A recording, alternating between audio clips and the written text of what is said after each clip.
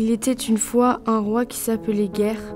Il n'était vêtu que de noir et il était fier de cette guerre sans fin. Un jour, un jeune homme du nom de Soibé vint à sa rencontre. Il expliqua au roi que l'on pouvait arrêter la guerre grâce à la paix. Mais pour cela, il faudrait traverser de longs chemins ardus afin de la sauver. Le roi, courroucé, décida de mettre Soibé au cachot. Il le confia à une fille qui s'appelait Force et un garçon du nom de Friction. Ils avaient tous deux la fougue de la jeunesse. Et plutôt que de l'emmener au cachot, ils décidèrent d'aller avec lui vers la paix.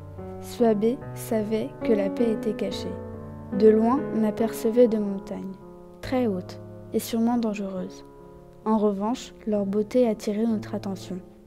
Des fleurs jaillissantes de tous les côtés. D'énormes et petites pierres contrastaient avec la douceur des couleurs de la nature, ainsi qu'une végétation abondante pour couronner le tout.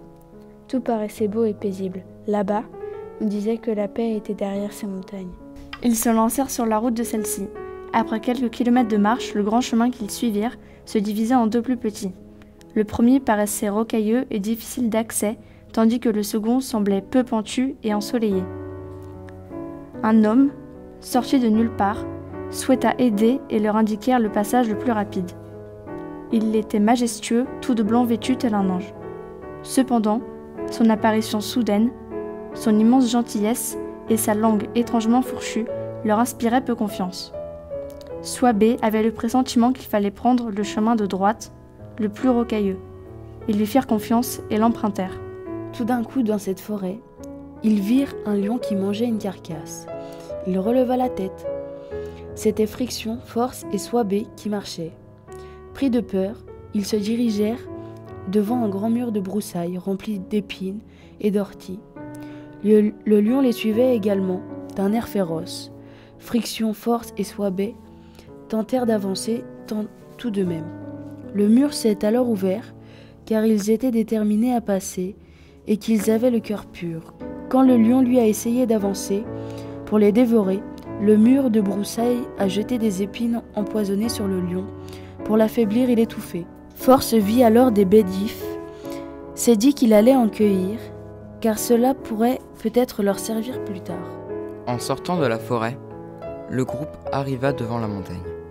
Un grand cerbère barrait la route vers le sommet.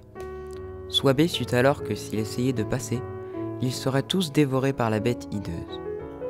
Il ne savait que faire.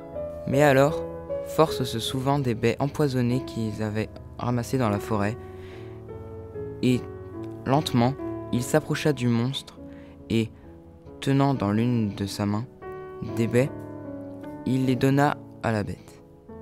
Dès lors que le cerbère avala la nourriture toxique que Force lui tendait, et dès qu'il les avala, elle fut prise d'hallucination et laissa alors passer le groupe vers leur ultime destination. Soibé commença à monter la pente, mais il glissa. Force monta à son tour et donna la main à Soibé qui lui donna sa main à Friction, afin de monter plus facilement et d'arriver plus rapidement. Mais pour y arriver, leur seul but était de rester soudés. Moralité, il faut toujours rester soudés, les yeux ouverts et, dans les moments difficiles, oublier les différences car nous sommes tous les mêmes, égaux, aussi humains les uns que les autres.